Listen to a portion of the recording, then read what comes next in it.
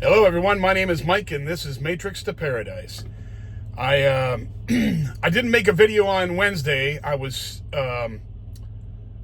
slept over in a little town called Littlefield, Arizona, on the way from the Salt Lake area going to Phoenix. Actually, Mesa, Arizona. Well, I was in Littlefield, and for some reason, the Wi-Fi, my cell service just wouldn't work there, so I wasn't going to be able to put up a video anyway. So I just listened to downloaded Audible books that I had gotten, and couldn't make. Well, I was going to make a video, but I said, "What's the point if I can't send it in today?" So I'll just save up all the information I was going to talk about on Wednesday for the Friday video. So anyway, I left, I went and delivered that load. I did my 34-hour, the load that I was talking about in the last video. I delivered that, went and got my 34-hour reset done. Picked up the next load. Where was that at? Ogden, Utah. I picked up the next load. It was a bag of, it was wheat flour, is what I was picking up. Wheat, like organic, like whole grain wheat flour, and I was delivering it to a business down in Mesa called Dave's Bread. I don't know. I've never heard of them before, but I mean, I've delivered there before one time before, but I didn't really pay attention. This time I was paying attention. It was a place called Dave's Bread. And so, so I'm figuring that's that place. They've got some specialty bread there, like sandwich bread. So anyway, I get in there and I ring the door. I was supposed to be there at 7:00 in the morning, and I ring the bell on the gate, and they came out and opened the gate for me. I got there a little early. I got there about 6:30, and they said, "Okay, hey, glad you're here early." Blah blah blah. They're like, just open the doors, and because I had an empty trailer, because I had just gotten live unloaded, so I had an empty trailer. I'm sorry, I was going there to get live unloaded, and then I would have an empty trailer. Never mind. So I opened up the doors, pulled back in the dock that they wanted me to go into, and we got all. They emptied it out. And they came out, and the guy came. Well, this place? Some places do it differently, but whatever. On the back of the tractor trailer, well, on the back of the tractor, you have these hoses that hook up for the air brakes, basically, and one for electricity. Well, anyway, some places want you to remove one of the air hoses so that you can't move the trailer, and they want you to chock the wheels and do all this other stuff. And I can understand that. Some places, truck drivers have been stupid and didn't wait for them to come out and tell them it was okay to go, or they don't have, like, most places that have docks have a green light and a red light, so that you can see it out your window here through the rear view mirror, or the side mirrors here, and it's to let you know not to take off while they're still unloading the trailer.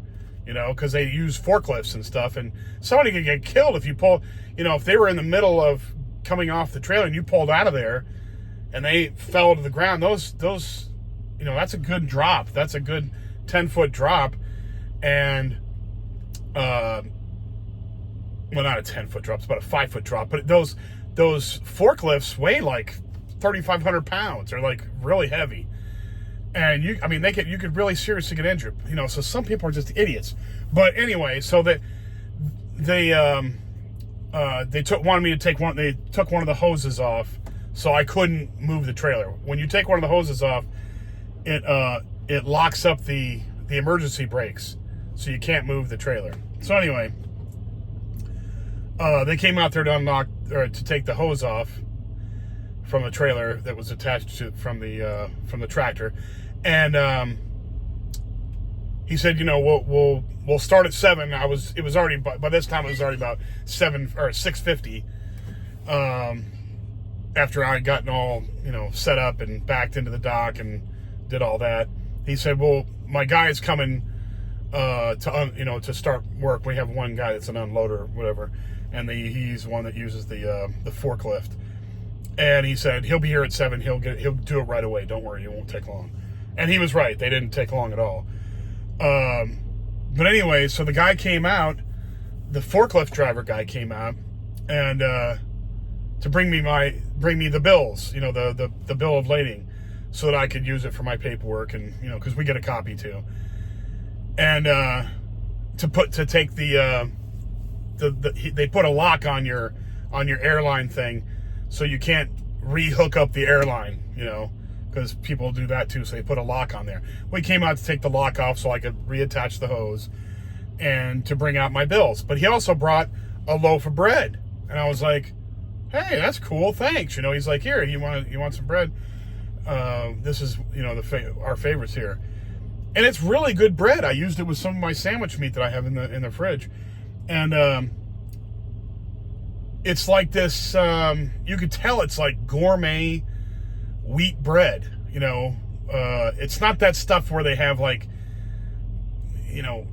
kernels and nuts, and it's like they got nuts in the bread, but it's really good bread. I mean, you can tell it's high quality bread. And he brought that out, and I was like, wow, thanks, man. That was really nice. It made my day. So I got that live unloaded, and then they had a shag load for me, which a shag load is like these stupid little, utility load, maintenance loads that they want done. So basically what it was about a 30-mile trip. I had to drive all the way across town here in Phoenix, go pick up a loaded trailer, and then bring it back, drop off my empty over there, pick up the loaded trailer, bring it back to here, the Crete yard. I'm here in Phoenix, Arizona, Crete yard here.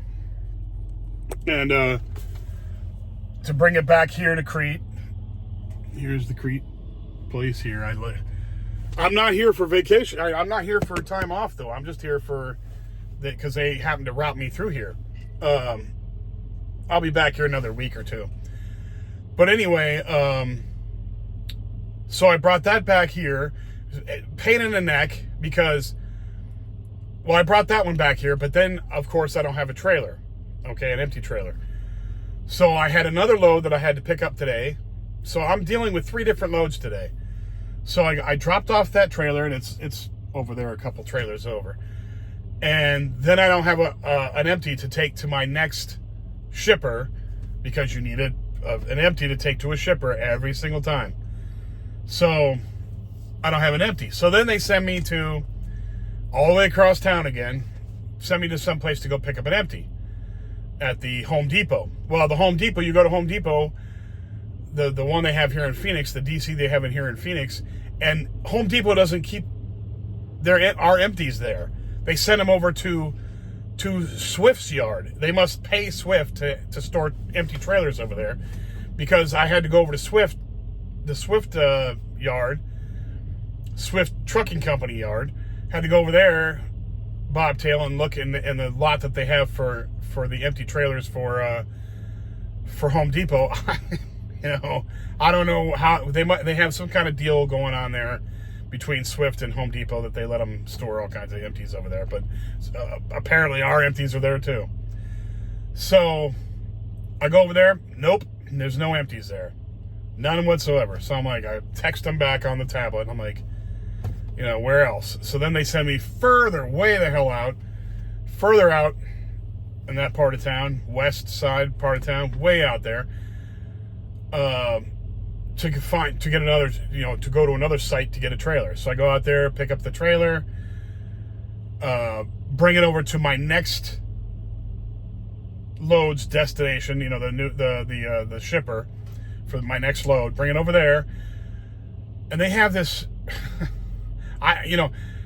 Some of these companies make it so hard for you to go and pick up their stuff and get it out of there. They make it so tough. They don't streamline this stuff. They make it just a big pain in your ass to do it, and it takes time. And they shouldn't do that. It just wastes time. So I go in there and they have this, instead of having like a shipping office, like an office with a clerk in there that can hand you your bills and tell you where your trailer's at. No, they have a computer in there with a screen, and you got to type in, you got to check in, okay? Now there's nobody there. There's not a soul in there. So they want to know so you better bring all your information. Every time you go into a shipping office, no matter if there's people in there or not, bring all your information. The pickup number, the PO number for the destination you're taking it to, the empty trailer number you have, whatever information they sent you in the tablet, you better have it all on there. So I always do that anyway, so I had it all on there. But anyway, I had to fill out this stupid thing online on this computer and send it in, and it didn't work. And I'm like, what the F? And then they give you a little phone number on there to call, and there's a little phone there to call if it won't go through. If you're and I know how to work computers. It's not like I'm sitting there like a dum-dum, not working the computer. I know how to work computers. And it just wasn't going through, and I had the proper number and the whole 9 yards. So I called up this guy. Oh yeah, the system's just glitchy today. Blah blah blah blah blah. Whatever. So I called him up and gave him a number, and he did it in the computer. It was great. He goes, go out and he's from somewhere else. He's not even at the site. He's like at a call center somewhere. And I'm like, what in the hell is this? Why can't they just have somebody here that has all the bills behind the desk there? Tells you to go park your trailer over there, go get your trailer, come back in and get your bills, and you can take off. I don't understand that. So anyway, I had to dink around with this stupid computer thing. Called up this guy. The guy says, no, don't worry about it. And then he gives me all the instructions, tells me to go he goes, go drop it off across the way over there, and then go find your full trailer, and come back in. Then you have to go on the computer again and check out. And I'm like, so I said, all right, whatever. So I go drop off the empty trailer, go find my full trailer, pull back over there. And of course, they don't have a place for you to park. So you're parked in there close to the shipping office, and there's other people trying to go and move, and it's just a big mess. So anyway, so I go back in there. I do the computer thing again, and again it doesn't work. It's not recognizing my number. I'm like, so thankfully I remember the number to call, the extension on the house phone they have in there, and I called the number again, and the guy answered, and he's like, yeah, all right, yeah, I'll fix it, blah blah blah. And he's like, okay, just go back on the computer and go through it again. And then, they want you to e-sign on there, electronically sign on there with your finger. And after you get done scrolling that through, and then I'll print out your bills. And there was like a little printer underneath this TV thing, this monitor. I'm like, what happens when that thing runs out of paper? What do you do then?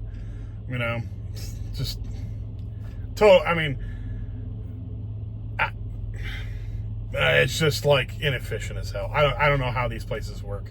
It's just crazy. So anyway, I finally get the bills.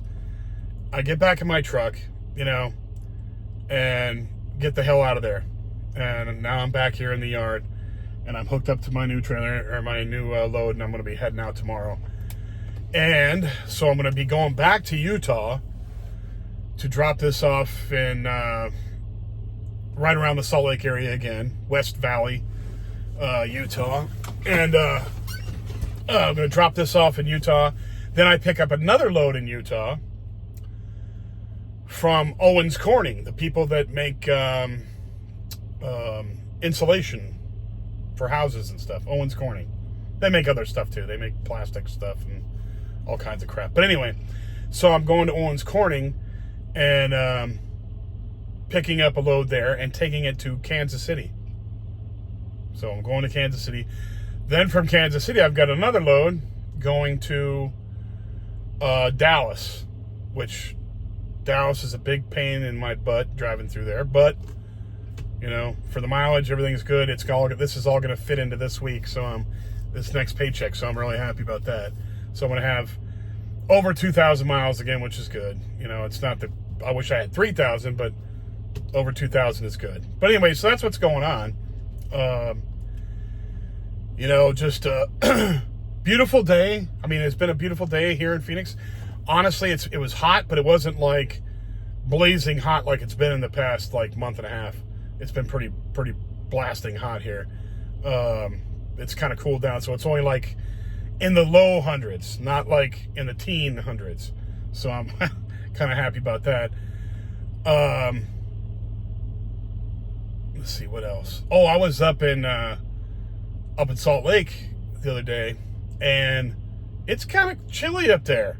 I mean, it wasn't cold or anything, but it was like in the mid 70s at one point. I was like, and since it's been so damn hot in this summer, feeling mid 70s was like, whoa, this is kind of cool, you know, cold.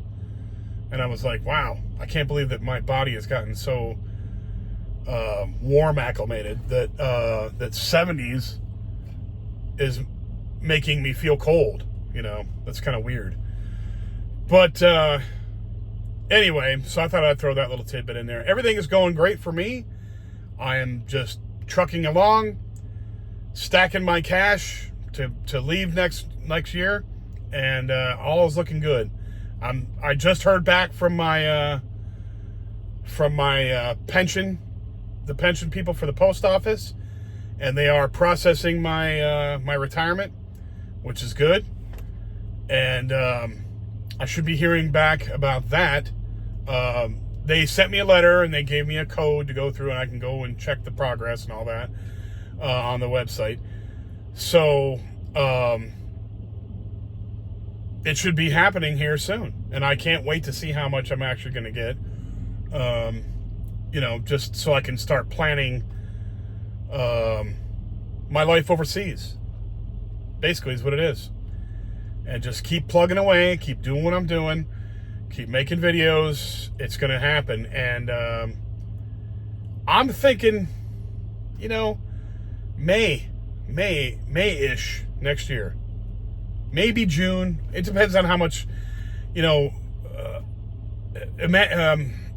actually, flying over there should be pretty cheap because May and June are like off seasons for Southeast Asia. Most people want to go over there December, January, you know, February, right in that area. November to March, I think, is like the dry season over there. And most people want to go in the dry season so they don't get, you know, it's because when it's wet season, it's raining like every day. So most people are going over there during the dry season when they go over there to visit their families and all that. And that drives up the prices. So, excuse me. But, so it should be good for that. And, you know, another little tip that Dan from Vagabond Awake, that's his YouTube channel. This guy is a never-ending source for me and for everybody else that wants to travel. He was talking about plane tickets and how to be cheaper. And he was talking about how to do it going to Southeast Asia. He said, look, Southeast Asia, when you fly from, like, let's just say from the Philippines to Malaysia, it's cheap. It's like $100. You fly from, you know, Vietnam to Thailand, it's very cheap, you know, under $100. So he's like, whatever the cheapest city you can fly to in Southeast Asia, take that ticket. It doesn't matter if you're going to Manila in the Philippines. It does not matter. If Manila's expensive, try to go to, you know, Ho Chi Minh City or you know, Saigon or Phnom Penh or, you know, Kuala Lumpur. Pick the cheapest one, because the connecting flight that you can buy while you're there to go to Manila, we'll say, for example, is cheap, very cheap. So when you go and you say, I want the cheapest ticket that takes me to Phnom Penh, okay, Well, they're going to find a way to get you to Phnom Penh the fastest way. So they'll send you to Tokyo, Narita, or to Seoul, Incheon, in Korea. So Tokyo, Japan, or Seoul, Korea, usually is where the hubs are for these big airlines. So, and it's always more expensive going from those countries down to Southeast Asia than it is just to fly directly into like Singapore or to Manila or to Phnom Penh or wherever, the cheapest city is in Southeast Asia at the time. It's cheaper to do that than it is to fly, a direct, not direct flight, but a connecting flight through Tokyo or Seoul. So, and I was like, wow, I never even thought of that. I mean, I totally wouldn't have thought of that. So, so that's what I'm going to do when I go and get my flight. And I won't have a ton of baggage, so it's not like I'm, worried about my baggage not going through or whatever, a connecting flight. I'll just go pick up my baggage in the carousel, go up to the top, and just book a plane ticket to go wherever I'm going, the quickest one. And usually they're cheap as hell going from, because, how many people go from, they're small planes, but I mean, it's not going to cost you that much. A lot of people go back and forth between these countries that are Asian people and living in Asia. And it's cheap. These regional airlines there are cheap as hell. So, instead of paying,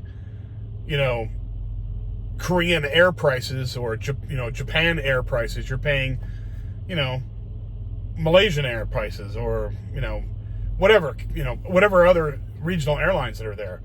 And they're just as safe as anybody else. I mean, you don't hear them crashing all the time or anything. The only ones that I think are unsafe are the Russian ones. Gosh, I wouldn't fly Russian Airlines, Aeroflot or any of that. Anyway, so that's what I'm going to do. Anyway, I just thought I'd throw that tidbit in there, and that's one of those travel tips that he gave out, and I just heard it recently, and I was, wow, that's freaking brilliant. So anyway, if you like the video, please hit the like button. If you enjoy the videos and you like what I talk about, please subscribe. It only helps out. Doesn't cost you anything. If you subscribe, it really makes it better for me to get spread out to other people who might like this material, but I haven't seen it yet. I appreciate everybody watching my videos. If you know anybody who's interested in travel or trucking or slow travel or, escaping the matrix, that kind of stuff, send them my way. Send them the link or tell them what the channel is. Really just helps me out. I appreciate it. And doesn't cost anybody anything. I appreciate it all if you do all these things. I will come back with something more on Sunday and let you know where I stand then. So thank you again, and I will come back to you on Sunday and give you some more. Bye now.